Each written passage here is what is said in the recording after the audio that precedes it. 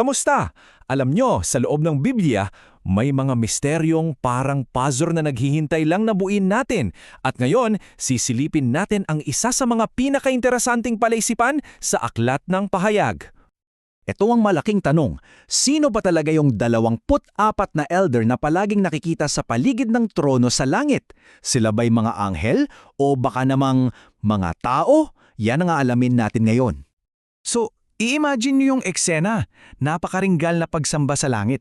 At nandoon sa gitna ng lahat, itong 24 na elder nakayukod, sumasamba, kitang-kita natin na mahalaga ang papel nila. Pero kung sino sila, yan ang pinagdedebatean hanggang ngayon. Okay, simulan na natin ang paghimay sa misteryong ito. Sa esensya, may dalawang pangunahing teorya na lumalabas pag pinag-aral ang kasulatan.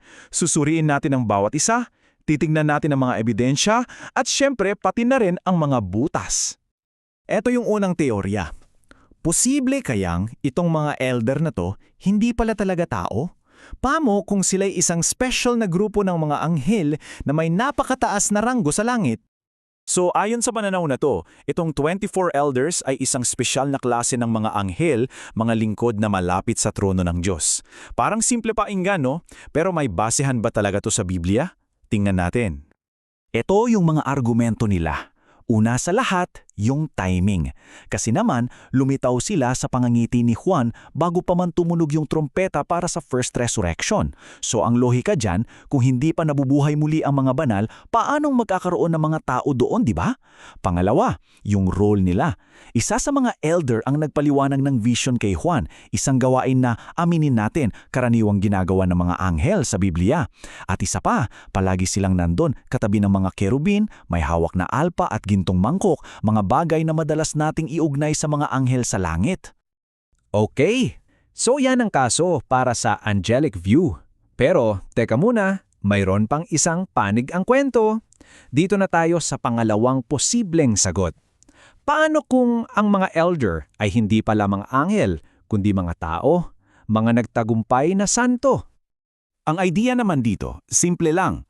Ang 24 elders daw ay kumakatawan sa mga taong nabuhay na mag-uli.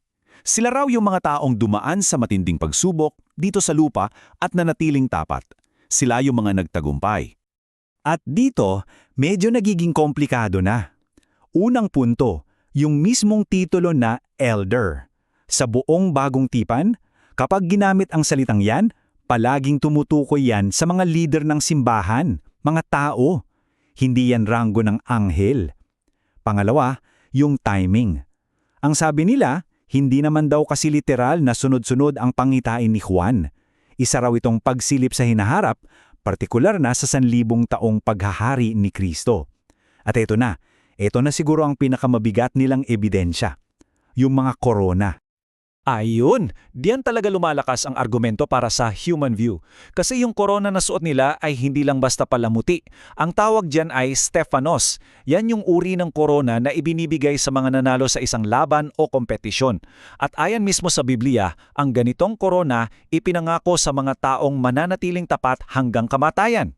Ang mga anghel ba dumaan sa ganyang pagsubok para manalo? Hindi, di ba? Para lang ito sa mga tao. So, dito na tayo sa pinakapuso ng debate. Kung sila ay mga anghel, paano natin ipapaliwanag yung korona ng tagumpay na para lang sa mga naghirap? At kung sila naman ay mga tao, paano sila napunta doon ng mas maaga pa sa first resurrection? Dito talaga nagbabanggaan yung interpretasyon. Literal ba ang timeline o simboliko ang mga titulo at gantimpala? Ngayong nailatag na natin ang dalawang magkaibang panig, oras na para kayo naman ang magtimbang-timbang. Aling argumento ba ang mas may bigat para sa inyo?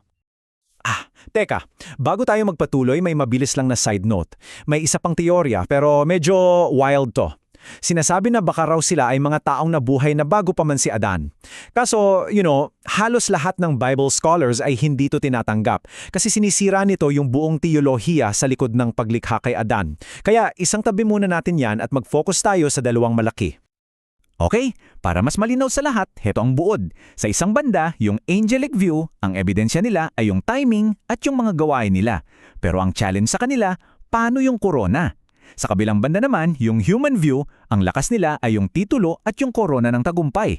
Pero ang challenge sa kanila, paano sila napunta doon ng ganong kaaga? Kitang-kita nyo, parehong may matibay na punto pero pareho ring may malaking tanong na kailangang sagutin. So sa huli, ang tanong ay nananatili. Sila ba ay mga anghel na may mataas na ranggo o sila ba ay mga martir na kumakatawan sa tagumpay ng sangkatauhan? Ang mga ebidensya na ilahad na natin.